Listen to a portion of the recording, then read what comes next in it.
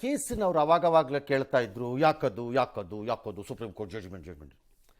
ಕೆಲವು ಪ್ರಕರಣಗಳಿಗೆ ಕೆಲವು ತೀರ್ಪುಗಳನ್ನು ಬರೆದಾಗ ಅದು ಯಾಕಾಗತ್ತಾಗೆ ಗೊತ್ತಿಲ್ಲ, ವಿಪರೀತವಾದ ಅಧ್ಯಯನ ಪೂರ್ವಕವಾದಂತಹ ತೀರ್ಪುಗಳಾಗತ್ವೆ. ಅವು ವಿಪರೀತ ಅಧ್ಯಯನ ಮಾಡಿರ್ತಾರೆ ಮತ್ತು ವಿಪರೀತವಾದ ರೆಫರೆನ್ಸ್ಗಳಿರುತ್ತೆ, ವ್ಯಾಖ್ಯಾನಗಳಿರುತ್ತವೆ, ಅದಕ್ಕೆ ಇದಿರುತ್ತೆ.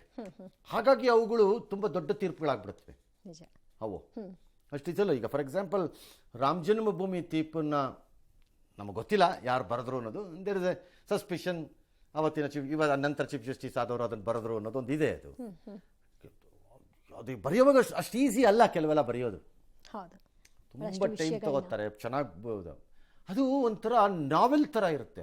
ಭಾಳ ಜನಕ್ಕೆ ಇದು ಅರಿವಿಲ್ಲ.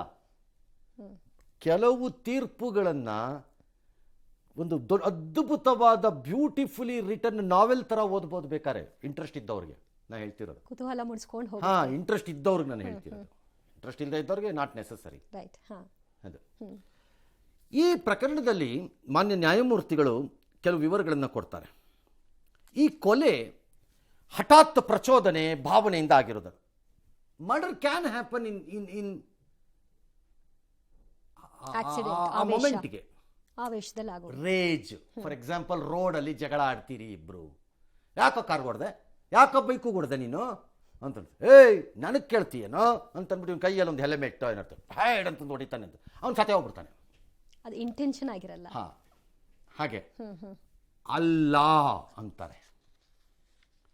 ಸಂಘಟಿತ ಅಪರಾಧದ ಮೊದಲ ಲಕ್ಷಣ ಅದು ಪ್ರಚೋದನೆ ಅಲ್ಲ ಇದು ಅಂತಾರೆ. ಪುರಾವೆಗಳನ್ನು ನೋಡಿದಾಗ ಇದು ಪೂರ್ವ ನಿಯೋಜಿತ, which starts from kidnapping. This is exactly the argument ಅವಾಗ ಇದ್ದಿದ್ದು. ಇಟ್ ಸ್ಟಾರ್ಟ್ಸ್ ಫ್ರಮ್ ಕಿಡ್ನಾಪಿಂಗ್ ಇಂದ.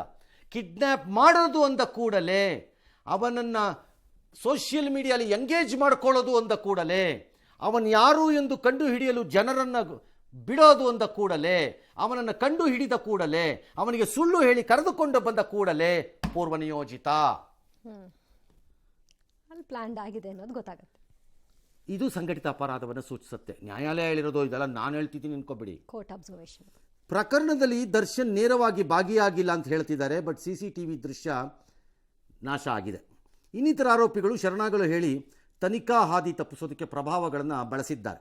ದರ್ಶನ್ ಪರ ವಕೀಲರು ಜಾಮೀನು ದುರುಪಯೋಗ ಆಗಿಲ್ಲ ಅಂತ ಅಂತಾರೆ. ಅದನ್ನು ಒಪ್ಪಿಲ್ಲ ಕೋರ್ಟ್, ಹೆಲ್ತ್ ಕಂಡೀಷನ್ ಮೇಲೆ. ದರ್ಶನ್ ತನಿಖೆ ಹಾದಿ ತಪ್ಪಿಸೋ ಯತ್ನ ಮಾಡಿದ್ದಾರೆ. ಪ್ರಕರಣ ಬೆಳಕಿಗೆ ಬಾರದಂತೆ A10 ಮತ್ತು A14 ಶರಣಾಗುವಂತೆ ಹೇಳಿದ್ದಾರೆ. ಇದಕ್ಕೆ ದರ್ಶನ್ ಹಣ ಕೊಟ್ಟಿದ್ದಾರೆ.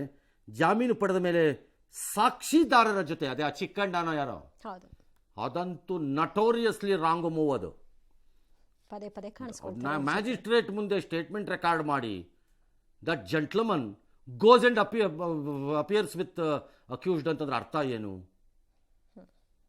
ಏನೋ ಪವಿತ್ರಗೌಡ ಮನೆಯಲ್ಲಿ CCTVನ ಡಿಲೀಟ್ ಮಾಡಿದ್ದಾರೆ, ಡ್ಯಾಶು ಎಲ್ಲ ನ್ಯಾಯಮೂರ್ತಿಗಳು ಅಬ್ಸರ್ವ್ ಮಾಡಿ ಅದನ್ನ ತೀರ್ಪಿನಲ್ಲಿ ಹೇಳಿದ್ದಾರೆ.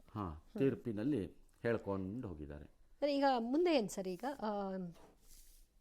ಈ ಪ್ರಕರಣದಲ್ಲಿ ಮುಂದೆ ಅಂದ್ರೆ ಇಂತಿಷ್ಟು ನನ್ನ ಪ್ರಕಾರ ಈಗ ನ್ಯಾಯಾಲಯ ರಾಜ್ಯ ಸರ್ಕಾರ ಮತ್ತು ಪ್ರಾಸಿಕ್ಯೂಷನ್ ಆ್ಯಂಡ್ ತನಿಖಾಧಿಕಾರಿಗಳು, ಪೊಲೀಸ್ನವರು ಇಲ್ಲಿವರೆಗೂ ಎಷ್ಟು ಚೆನ್ನಾಗಿ ಕೆಲಸ ಮಾಡಿದ್ದೀರಿ ನೀವು.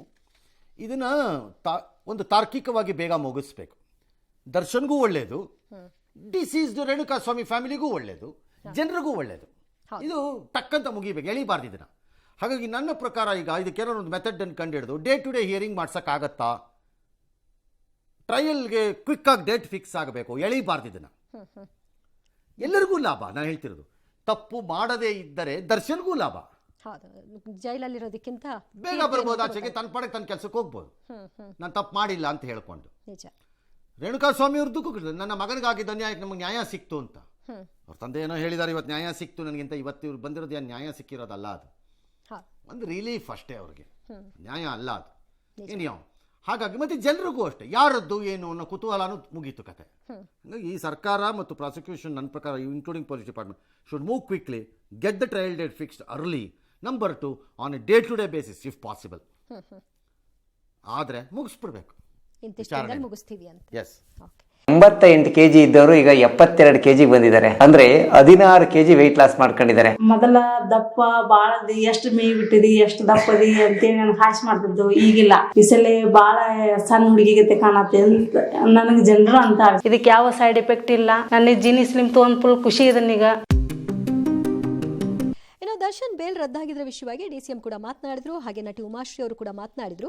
ರಮ್ಯಾ ಇನ್ಸ್ಟಾಗ್ರಾಮ್ನಲ್ಲಿ ಪೋಸ್ಟ್ ಮಾಡ್ಕೊಳ್ತಾ, ಕಾನ್ನ ಮುಂದೆ ಎಲ್ಲರೂ ಕೂಡ ಸಮಾನರು, ಉಳಿದವರಿಗೆ ನಾನು ಹೇಳಬಯಸ್ತೇನೆ, ನ್ಯಾಯಯುತ ಪ್ರಕ್ರಿಯೆಯಲ್ಲಿ ಅನುಸರಿಸಿ, ನ್ಯಾಯ ವ್ಯವಸ್ಥೆಯಲ್ಲಿ ನಂಬಿಕೆ ಇರಿಸಿ. ಇದು ದೀರ್ಘ ಮತ್ತು ಕಠಿಣ ಸುರಂಗದ ಕೊನೆಯಲ್ಲಿ ಬೆಳಕು ಇದೆ ಅಂತ ಹೇಳಿದ್ದಾರೆ. ಇನ್ನು ಕಾನೂನನ್ನ ನಿಮ್ಮ ಕೈಗೆ ತೆಗೆದುಕೊಳ್ಬೇಡಿ, ನ್ಯಾಯ ಸಿಗುತ್ತೆ, ಮುಖ್ಯವಾಗಿ ನಿಮ್ಮ ಆತ್ಮಸಾಕ್ಷಿಗೆ ನಿಷ್ಠರಾಗಿರಿ ಅಂತ ಕೂಡ ಹೇಳಿದ್ದಾರೆ. ಆಯಿತು, ಶಾಕ್ ಆಯಿತು ನನಗೆ ಕೇಳ್ಬಿಟ್ಟು. ಚೀಫ್ ಮಿನಿಸ್ಟರ್ ಹೇಳಿದ್ರು ನನಗೆ ಅಸೆಂಬ್ಲಿಲಿ ಈ ರೀತಿ ಬಂದಿದೆ ಅಂತ. ನಾನೇನು ಮಾಡೋಕ್ಕೆ, ನ್ಯಾಯಾಲಯ ಏನು ತೀರ್ಪು ತೆಗೆದುಕೊಂಡಿದೆ ಅದ್ರ ಮುಂದೆ ನಾವೇನು ಮಾತಾಡೋಕ್ಕೆ ಬರಬೇಕು. ಒಳ್ಳೆ ಎಚ್ಚರಿಕೆಯನ್ನು ಕೊಟ್ಟಿದೆ ಸರ್. ನಾವು ಎಚ್ಚರಿಕೆಯಿಂದ ಇರಬೇಕಲ್ಲ. ಸುಪ್ರೀಂ ಕೋರ್ಟಿನ ಆದೇಶ ಏನಿದೆ ಅದನ್ನು ಗೌರವಿಸಲೇಬೇಕಾದಂತಹ ಅನಿವಾರ್ಯತೆ ಪ್ರತಿಯೊಬ್ಬ ನಾಗರಿಕರಿಗೂ ಇರೋ ಹಾಗೆ ನಮಗೂ ಕೂಡ ಆಗಿದೆ. ನಾನು ಅವತ್ತು ಕೂಡ ಹೇಳಿದೆ, ಇವತ್ತು ಹೇಳ್ತಾ ಇದ್ದೇನೆ, ಕಲಾವಿದರು ಸಮಾಜದ ಸೊತ್ತು. ನಮ್ಮನ್ನ ಗಮನಿಸ್ತಿರ್ತಾರೆ. ನಮ್ಮ ಪ್ರತಿಯೊಂದು ಮಾತು, ಕೃತಿ ಎಲ್ಲವೂ ಕೂಡ ಒಂದು ಚೌಕಟ್ಟಿನಲ್ಲೇ ಇರೋದನ್ನ ನಿರೀಕ್ಷೆ ಮಾಡ್ತಾರೆ. ಈ ತೀರ್ಪು ಬಂದಾಗ ಚಿತ್ರದುರ್ಗದಲ್ಲಿ ರೇಣುಕಾಸ್ವಾಮಿ ಅವರ ತಂದೆಯನ್ನು ಪೂಜೆ ಮಾಡ್ತಿದ್ರಂತೆ. ತೀರ್ಪು ಬಂತಂತೆ. ಕಾಕತಾಳೀಯ ನನ್ನ ಪ್ರಕಾರದಲ್ಲಿ. ಅದು ದೊಡ್ಡ ಅದಕ್ಕೆ ಇಲ್ಲ. ಆಮೇಲೆ ಅವರು ಹೇಳೋದು ಮಗನ ಆತ್ಮಕ್ಕೆ ಶಾಂತಿ ಸಿಕ್ಕಿದೆ ಅಂತ. ನೋಡೋಣ ಅದೇನು ಅಂತ. ಮಧ್ಯದಲ್ಲಿ ಈ ಮಧ್ಯೆ ಕೋರ್ಟಾದೇಶ ಬೆನ್ನಲ್ಲೇ ಇನ್ಸ್ಟಾಗ್ರಾಮಲ್ಲಿ ಪೋಸ್ಟ್ ಹಾಕಿದ A6 ಅನುಕುಮಾರ್, ಆಗೋದೆಲ್ಲ ಆಗಲಿ, ಹಾಯಾಗಿರು, ಏನೇ ಎದುರಾಗಲಿ ಖುಷಿಯಾಗಿರು ಅಂತ ಪೋಸ್ಟ್ ಮಾಡಿದರು. ಅವ್ರ ತಾಯಿ ಮಾತ್ರ ಕಂಗಾಲಾಗಿದ್ದಾರಂತೆ. ಏನೋ ಅವ್ರವ್ರ ಅಭಿಪ್ರಾಯಕ್ಕೆ ತಕ್ಕಂತೆ ಅವ್ರವ್ರು ಮಾಡ್ಕೋಬೋದು. ಈಗ ಆಕೆಯೂ ಎಲ್ಲೋ ಹೇಳಿದ್ದಾರೆ, ನಾನು ತಾಳ್ಮೆಯಿಂದ ಕಾಯ್ತೀನಿ, ಕೆಲವೊಮ್ಮೆ ಇಂಥ ಅಡೆತಡೆಗಳು ಬರೋದು ಅಂತಿಮವಾಗಿ ಒಳ್ಳೇದಾಗೋದಕ್ಕೆ ಬರುತ್ತೆ ಅಂತ ಅನ್ಸತ್ತೆ ಅಂತ ಆಕೆ ಪವಿತ್ರ ಗೌಡ ಏನೋ ಅದು ಅವ್ರವ್ರ ಭಾವನೆ. That's okay. ಅದೇ ರೀತಿಯಲ್ಲಿ ಅವರ ಕುಟುಂಬನೂ ಇಟ್ಕೊಂಡು ಅದೇ ಅವ್ರವ್ರದ್ದು ಭಾವನೆ ಅಷ್ಟೇ. ಹೇಗೆ ಕೋರ್ಟಿಗೆಲ್ಲ ತಲೆ ಬಾಗಲೇಬೇಕು. ಅವ್ರು ಕೊಟ್ಟಿರೋ ನಿರ್ಧಾರಕ್ಕೆ ನ್ಯಾಯ ಸಿಕ್ತು ಅಂತ ಇಷ್ಟೊಂದು ಹೇಳ್ತೀನಿ ಅಷ್ಟೇ. ಈಗ ಬೇಲ್ ಮೇಲೆ ಅವ್ರೇನು ಇದು ಮಾಡಿದಾರ ಅದಕ್ಕೆ ನ್ಯಾಯ ಅಷ್ಟೇ. ಮಗನಿಗೆ ಆತ್ಮಕ್ಕೆ ಶಾಂತಿ ಸಿಕ್ತು ಅಂತ ಅಷ್ಟ. ಸರ್ಕಾರದ ಬಗ್ಗೆ ಮತ್ತು ನ್ಯಾಯಾಂಗದ ಬಗ್ಗೆ ನಮಗೆ ಹೆಚ್ಚಿನ ಇನ್ನೂ ನಂಬಿಕೆ, ವಿಶ್ವಾಸ ಹುಟ್ಟಿದೆ. ಇದರಿಂದ ನಮಗೆ ಒಂದು ರೀತಿ ಸಮಾಧಾನ ಇದೆ. ದೇವರ ಅನುಗ್ರಹ, ಆಶೀರ್ವಾದ, ಗುರುಗಳ ಆಶೀರ್ವಾದ, ಎಲ್ಲ ರೀತಿಯಿಂದ ಆಶೀರ್ವಾದ ಮಾಡಿದ್ದಾರೆ. ಫೇಸ್ಬುಕ್ ಅನ್ನೋದು ಫೇಕ್ ಬುಕ್ ಆಗಿದೆ. ಇವತ್ತು ಅಷ್ಟು ಕೋಟಿ ಕೊಟ್ಟರು, ಇಷ್ಟು ಕೋಟಿ ಕೊಟ್ಟರು, ಅದೆಲ್ಲ ಶುದ್ಧ ಸುಳ್ಳು. ಯಾರ ಹತ್ರನೂ ದುಡ್ಡು ಕೇಳಿಲ್ಲ, ಯಾರು ಕೊಡೋಕ್ಕೂ ಬಂದಿಲ್ಲ. ಅವರು ಒಟ್ಟು ಯಾರು ತಪ್ಪು ಮಾಡ್ಯಾರ ಅವ್ರ ಶಿಕ್ಷೆ ಆಗಲಿ. ಕಾನೂನಲ್ಲಿ ಎಲ್ಲರೂ ಸಮಾನವಾಗಿ ಏನು ಕೊಡ್ತಾರಂತ ಗೊತ್ತಿದ್ದೆ. ದೇವ್ರ ಕೈಯಲ್ಲಿ ನಮ್ಮ ಯಜಮಾನ್ರಿಗೆ ಕಳ್ಕೊಂಡು ಸಾಲ ಸೋಲ ತೀರಿಸ್ತಾರೆ ಅಂದ್ರೆ ಮತ್ತೆ ಬಂತು ಬಡವ್ರಿ. ನಾವು ಏನು ಮಾಡ್ಬೇಕು? ದುಡಿತಿದ್ರಿ ಇಷ್ಟು ಸಾಲ ಸೋಲ ಮಾಡ್ಕೊಂಡಿದ್ವು. ಆ ಮಕ್ಕಳು ಯಾರಪ್ಪ ತೀರಿದಾಗ ಬಾಡಿಗೆ ಆಟಕ್ಕೆ ಹೋಗ್ಕವೆ ತೀರಿಸ್ತೆ. ನಮ್ದೇನು ಈಗ ನಡೀದೆ ವರ್ಕ್ ಮನೆ ಮತ್ತೆ ದುಡಿಯೋ ಮಗ ಹೋದ್ರೆ ಮತ್ತೆ